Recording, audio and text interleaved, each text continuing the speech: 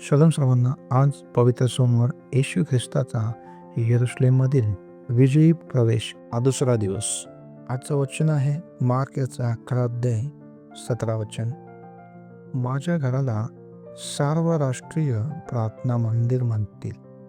Palm संडेच्या दुसऱ्या दिवशी येशू पुन्हा यरूशलेममध्ये गेला.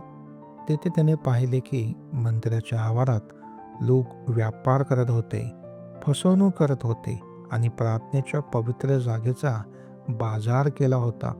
येशूने संतापाने त्याचे मेज उलटून टाकले आणि मंदिर शुद्ध केले. या घटनेचे आपल्यासाठी आज काय अर्थ आहे? 1. हृदयाचे शुद्धीकरण. बायबल सांगते की आपले शरीर हे देवाचे मंदिर आहे. आजच्या दिवशी आपण स्वतःच्या मनाचे परीक्षण केले पाहिजे. तेथे देवासाठी जागा आहे की केवळ जगाच्या व्यापारासाठी, म्हणजे चिंता, राग, लोभ. 2.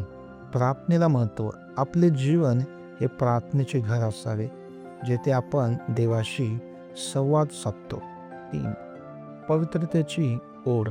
येशूंना धार्मिकता आवडत नाही. त्याने जसे मंदिर शुद्ध केले तसे त्याला आपल्या जीवनातील वाईट गोष्टी काढून टाकायच्या आहेत. तर चला आपलं हृदय स्वच्छ आणि देवाला आवडणारं असं पवित्र करूया. परमेश्वर या वचनाने तुम्हाला आशीर्वादित करो. आमेन.